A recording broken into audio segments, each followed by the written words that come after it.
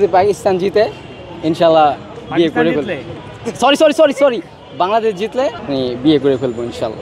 বরাবরই ভালো খেলতেছে, যদি ওরে আরও আগে সুযোগ দেওয়া হতো অবশ্যই ভালো করতো। দেখা যায় যে এক পাশে গিয়ে সাইফুদ্দিনকে সাইফ হাসান খেলেছে, যদি ওনার সাথে আরও কেউ সাপোর্ট দিতে পারতো অবশ্যই খেলাটা আরও সুন্দর হতো এবং হয়তো বাংলাদেশ জিততে পারতো। কিন্তু সাইফ হাসান যেভাবে একা খেলছে অসাধারণ খেলছে, অসাধারণ। মানে ইন্ডিয়ার মতো এত বড় দলের সাথে এরকম খেলছে, আমরা খুবই উজ্জীবিত। ইতালি মোটামুটি ভালো ব্যাটিং, কিন্তু আজকে যদি রান আউটটা না হতো হয়তো তার কাছ থেকে আরও কিছু রান আশা করা যেত বা আমরা হয়তো ভালো কিছু পেতাম আর কি। কিন্তু রান আউটটার কারণে আর কি জাকির আলী খেলাটা হ্যাঁ শামীম অবশ্যই হতাশ করলো। আজকে যদি নুরুল হাসান সোহানকে সুযোগ দেওয়া হতো তো অবশ্যই আমরা মনে করি যে এই জায়গায় ভালো হতো।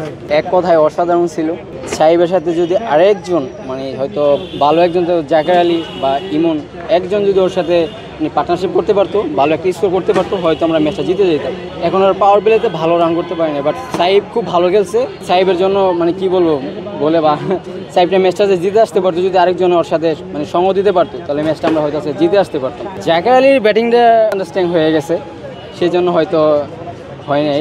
উইকেটটা না গেলে হয়তো আমরা ম্যাচটা আমরা একটু ভালো করতে পারতাম, হয়তো আমরা জিততেও পারতাম, ভালো জায়গায় যেতে পারতাম। ম্যাচটা না জিতলে আমরা হয়তো ভালো জায়গায় যেতে পারতাম, কিন্তু এখন আমরা ভালো জায়গায় যেতে পারি না।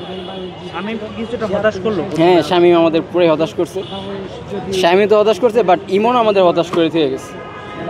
জাকির আলীর কাছ থেকে হতাশা পান? হ্যাঁ অবশ্যই হতাশা পাইছি জাকির আলীর কাছ থেকে। আমরা ভাবছিলাম হয়তো সাহেবের সাথে সঙ্গ দিয়ে হয়তো জাকির আলী ম্যাচটা নিয়ে আসবে। টুমোরো ইনশাল্লাহ পাকিস্তানের সাথে আমরা জিতবো ইনশাল্লাহ। এই ম্যাচটা আমরা জিতবো ইনশাল্লাহ। কালকে যদি পাকিস্তান জিতে ইনশাল্লাহ বিয়ে করে ফেলবো। সরি বাংলাদেশ জিতলে ইনশাল্লাহ আমরা বিয়ে করে ফেলবো ইনশাল্লাহ। একটু বলে যান। আগামীকাল আবার দেখা হবে বাংলাদেশ।